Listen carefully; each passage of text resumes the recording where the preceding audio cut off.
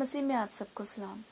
مسیح میں میرے عزیزوں، آج ہم سب مل کر مقدس بائبل میں سے نعمتوں کی پہچان اور استعمال کے بارے میں آپ کی کلیسیا میں کیا رویہ پایا جاتا ہے، آج انہی چیزوں پر ہم غور کریں گے کہ مسیح میں میرے عزیزوں، خدا نے اپنے لوگوں کو طرح طرح کی نعمتوں سے نوازا ہے تاکہ ایماندار ان مختلف نعمتوں کو خدا کے جلال کے لیے استعمال کر سکیں۔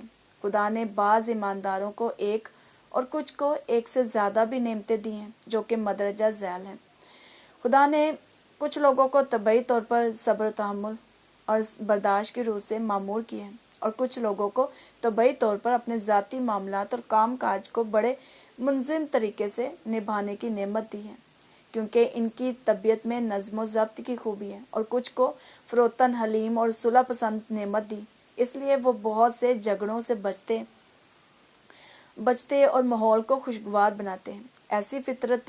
ایسی فطری نعمتوں کا استعمال کلیسیا میں بہت مفید ثابت ہوتا ہے۔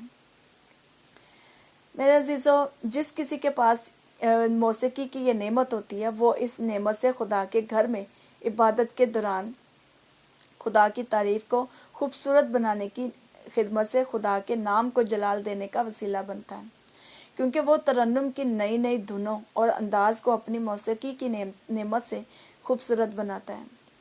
میرے عزیزوں، جس کے پاس آواز کی یہ نعمت ہے، وہ اپنی آواز اور اچھی دھنوں کے ساتھ خدا کی تعریف کرنے میں کلیسیا کی رہنمائی کرتا ہے۔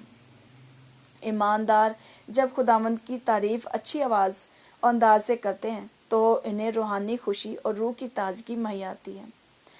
میرے عزیزوں، اور جس کے پاس یہ فنی مہارت ہوتی ہے، یہ نعمتیں مسیحوں میں نئی سوچ اور نئی چیزوں کو سیکھنا اور اس فن میں مہارت حاصل کرنا اور خدا کے نام کو جلال دینے میں ظاہر ہوتی ہے، اور مسیحی اپنی فنی مہارت سے خدا کے گھر میں استعمال ہونے والی چیزوں کو بھی خوبصورت بنا سکتے ہیں۔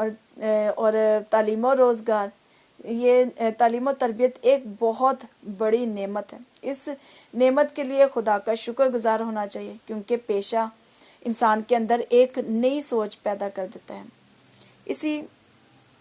اسی روزگار کے وسیلے سے انسان اپنے پیشے سے لگاؤ کے ساتھ ساتھ دوسروں کو بھی فائدہ پہنچاتا ہے۔ مسیحی ہوتے ہوئے ہمیں مختلف پیشوں مثلاً ڈاکٹر، بڑھائی، معمار وغیرہ کے دیگر کام میں دیانتداری اور اس میں وابستہ رہنا اور مہارت دکھانا خدا داد نعمت ہے۔ مہارت رکھنا خدا داد نعمت ہے، اور مسیح میں میرے عزیزوں، خدا ہمیں روپیہ، پیسہ، گھر، خوراک، خاندان، عزت، سب کچھ ہمارے خداوند کی طرف سے مہیا ہوتی ہے۔ دراصل جو کچھ ہمارے پاس ہے، ہمیں خدا داد نعمت کے طور پر سمجھنا اور خدا کی مرضی کے مطابق استعمال کرنا چاہیے، کیونکہ خدا اس کا اصل مالک اور ہم اس کے مختار ہیں۔ اور روحانی نعمتوں کے اصول کے بارے میں ہمیں بڑی سے بڑی نعمتوں کی آرزو رکھنی چاہیے۔ آرزو سے مراد خواہش رکھنا اور دعا کے ذریعے خدا کے حضور پیش کیا جانا چاہیے تاکہ اپنے آپ کو روحانی نعمت کو پانے کے لیے تیار کیا جائے۔ پولس رسول کے نزدیک روحانی نعمتوں کی خواہش رکھنے کا عمدہ طریقہ محبت کے طالب ہونا ہے۔ میرے عزیزوں، خدا کی مرضی کو جاننا روح القدس کی ہی ایک خوبصورت نعمت ہے۔ خدا کے دل اور ذہن کو صرف خدا کا روح ہی جان سکتا ہے، اور روح القدس ہی خدا کی مرضی کو انسانوں پر ظاہر کرتا ہے، جو کہ خدا کی ہی طرف سے یہ نعمت ملتی ہے۔ اس کو فروتنی کے ساتھ استعمال میں لانا چاہیے تاکہ دوسرے جان سکیں کہ روحانی نعمت رکھنے والا خدا کا خادم ہے اور اس کے وسیلہ سے خدا کام کر رہا ہے۔ اس خادم کا پیغام خدا کی مرضی اور سچائی پر مبنی ہے، اور روحانی نعمت کے مل جانے سے وہ خود کو دوسروں سے زیادہ اہم نہ سمجھے۔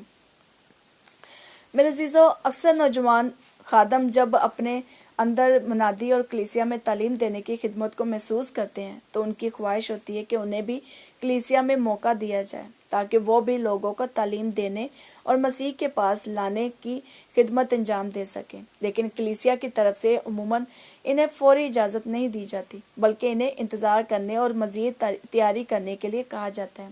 جس سے اکثر نوجوان خادموں میں بغاوت کا جذبہ سر اٹھاتا ہے۔ ان کا یہ وقت دراصل خداوند کے حضور دعا میں ٹھہرنے اور مزید تیاری کرنے کا ہوتا ہے تاکہ وہ اپنی خدمت کو مزید مؤثر انداز میں استعمال کر سکے، مگر ان کو شاید اچھے طریقے سے گائیڈ نہیں کیا جاتا، جس سے منفی اثرات مرتب ہوتے ہیں۔ بعض اوقات وہ ہر کام سے دوری اختیار کر لیتے ہیں اور میرے عزیزوں اور الگ تھلگ دنیا وہ قائم کر لیتے ہیں، مزید آگے بڑھنا بھی چھوڑ دیتے ہیں، حتیٰ کہ کلیسیا میں آنا تک چھوڑ دیتے ہیں کہ وہاں تو دوسروں کو عزت دی جاتی ہے، پر میری تو وہاں کوئی عزت نہیں ہے۔